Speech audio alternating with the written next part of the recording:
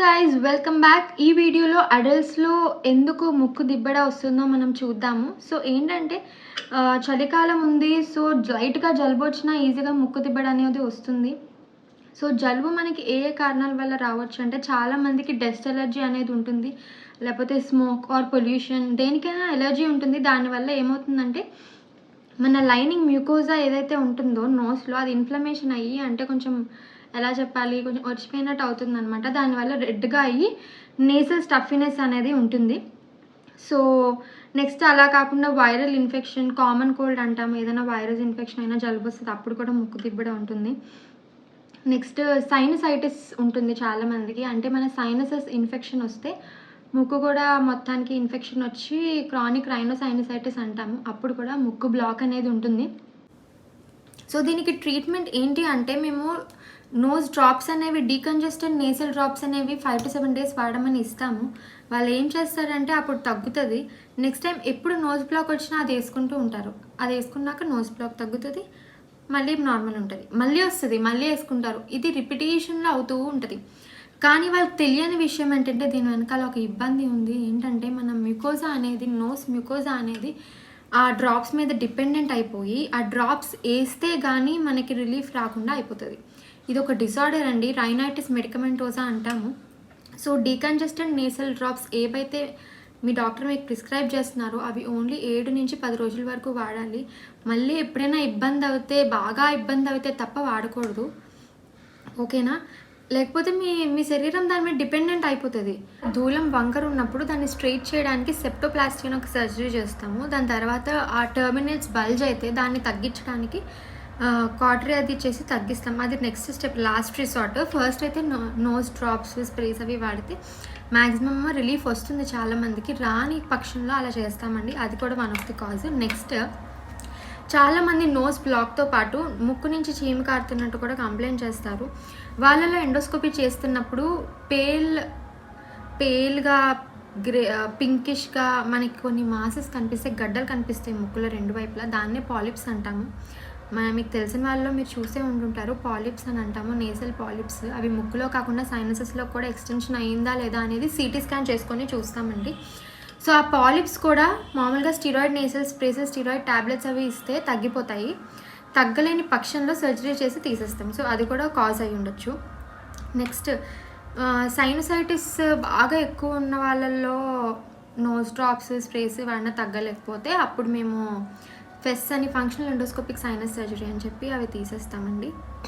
Okay, so sinusitis కూడా cause ఉంటుంది. Okay, next ఇంకా ఏంటంటే ఇప్పుడు కోవిడ్ వచ్చినప్పుడు మనకి మ్యూకోర్ మైకోసిస్ అంటే బ్లాక్ ఫంగస్ కేసెస్ చాలా అయ్యాయి కదా లాస్ట్ 2 yearsలో, మన అందరికీ తెలిసిన విషయమే. అప్పుడు కూడా నోస్ బ్లాక్తో పాటు నోస్ నుంచి డిశ్చార్జ్ వస్తుంది.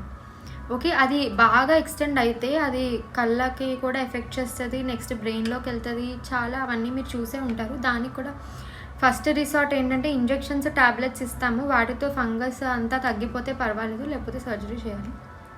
ఓకే, సో ఇవన్నీ చూసాం కదా. నెక్స్ట్ ఇంకా మనకి నోస్ బ్లాక్ ఎప్పుడెప్పుడు రావచ్చు అంటే పెద్దవాళ్ళల్లో ఇంకా మోస్ట్లీ ఇవే రీజన్స్ అండి. మీ పిల్లల్లో మనం ఆల్రెడీ చూసాం కదా. సో నోస్ బ్లాక్ అనేది యూజువల్గా ఓన్లీ జలుబు వల్ల వస్తుంది అనేది అనుకుంటారు. అది వచ్చినప్పుడు డ్రాప్స్ అవి వేసుకుంటారు. కానీ ఈ drops, surgeries, sprays, tablets okay, కానీ ఇవన్నీ కాకుండా మనం కొన్ని హోమ్ రెమెడీస్ కూడా ఉన్నాయండి. అవి ఏంటంటే బ్రీదింగ్ ఎక్సర్సైజెస్ చేస్తే మనకి ఎలర్జీ రావడం, నెక్స్ట్ ఈజీగా పొల్యూషన్కి వెళ్తే తుమ్ములు రావడం, అవన్నీ కొంచెం తగ్గుతాయి. నెక్స్ట్ కొంచెం ప్రాణాయామ చేయాలి రోజు మార్నింగ్, యోగా చేయాలి, బ్రీదింగ్ ఎక్సర్సైజెస్ చేయాలి. నెక్స్ట్ ఆవిరి పట్టడం అనేది కూడా చాలా మంచిది. నెక్స్ట్ డస్ట్ ఎలర్జీ ఉన్న వాళ్ళు యూజువల్గా డస్ట్ని అవాయిడ్ చేయాలండి. అంతకుమించి మీ బాడీకి పడినప్పుడు అది అవాయిడ్ చేయాలి, మీకు అది ఎవరు చెప్పరు, మీకు అంతటి మీరే జాగ్రత్తలు తీసుకోవాలి. నెక్స్ట్ స్మోక్, పొల్యూషన్ అంతా అవాయిడ్ చేయాలి. Okay, so common causes of nose block చూసాము, కానీ ఇంకా కొన్ని ఉంటాయండి. కోస్టల్ ఏరియాస్లో చాలామంది ఉంటారు. సో కోస్టల్ ఏరియాస్లో అంటే లైక్ బీచెస్ దగ్గర, అటువైపు కొంచెం కోస్టల్ ఏరియాస్ అంటే బీచెస్ దగ్గర వైజాగ్, శ్రీకాకుళం అటువైపు అంతా కొంచెం బీచెస్ ఉన్న దగ్గర ముంబై, ఒరిస్సా ఈ అన్ని ప్లేసెస్లో ఏంటంటే ఎప్పుడైనా ఏంటంటే ముక్కులోని ఒక మాస్ వచ్చి దాని మీద వైట్ స్పాట్స్ లాగా మనకు కనిపిస్తే అది ఏంటంటే రైనోస్పోరిడియోసిస్ అని ఒక కండిషన్ అండి. అలా కనిపించినప్పుడు ముక్కు అంతా బల్జ్ అయిపోయి బ్లావ్ అయిపోతుంది. సో అది చిన్న ముక్క పరీక్షకు పంపిస్తాము. ముక్క పరీక్షలో అది రిపోర్ట్ వస్తే సిటీ స్కాన్ చేయించుకొని ఎక్కడి వరకు ఎక్స్టెండ్ అయిందో చూసుకొని సర్జరీ చేయాలి. నెక్స్ట్ రైనోస్క్లిరోమా అనే కండిషన్ ఉంటుంది. అది కూడా ముక్కులో మాస్ ఉంటుంది. దానివల్ల కూడా నోస్ బ్లాక్ వస్తుంది. ఇదంతా హార్డ్ అయిపోతుంది నోస్. అప్పుడు కూడా మనం స్కాన్ తీసుకొని ఎంతవరకు సైనసెస్లో కూడా ఎక్స్టెండ్ అయిందా లేదో చూసుకొని సర్జరీ చేయాలి.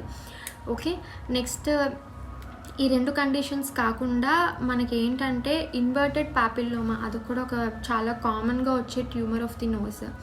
సో అది కూడా మనం సర్జరీకి వెళ్ళిపోవాలి. నెక్స్ట్ ఏంటంటే ఇలా బినైన్ అండ్ మాలిగ్నెంట్ ట్యూమర్స్ అనేవి కూడా రావచ్చు నోస్లో. సో వాటికి కూడా ఏంటంటే స్కానింగ్ చేసుకొని ట్రీట్మెంట్ సర్జరీ అనేది చేయాలి, టెస్టింగ్ చేయాలి. ఫ్యూచర్లో ఎలా వస్తుందో రిపోర్ట్ చూసుకోవాలి. సో ఇవన్నీ అనేక రకాల కారణాలు నోస్ బ్లాకేజ్కి. వీటి పరిష్కారాలు ఏంటో కూడా మనం చూసాం కదా. సో ఇవన్నీ మీ మైండ్లో ఉంటే ఎప్పుడైనా మనకి అప్రోచ్ బాగుంటుంది. ఎవరైనా తెలిసిన వాళ్ళకి ఏదైనా ప్రాబ్లం వస్తే అప్రోచ్ బాగుంటుంది. నెక్స్ట్ మీకు ట్రీట్మెంట్ కూడా డెఫినెట్లీ ఎఫెక్టివ్గా ఉంటుంది. ఓకేనా, what our mind knows our eyes will see అన్నట్టు మనకి ఏదైనా బ్రెయిన్లో ఉంటేనే దానికి తగ్గ మనకి యాక్షన్ ఉంటుంది. సో పిల్లల్లో పెద్దల్లో కారణాలన్నీ చూసాం కదా. సో అందరూ తగిన జాగ్రత్తలు తీసుకోండి.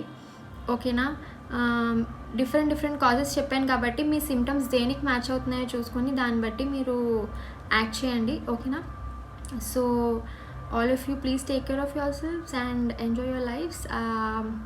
I'll come up with more informative videos. Please give your comments in my comment section and please like, share and subscribe my videos and share it to everyone so that it will be useful to one and all. Thank you so much. Bye bye for now.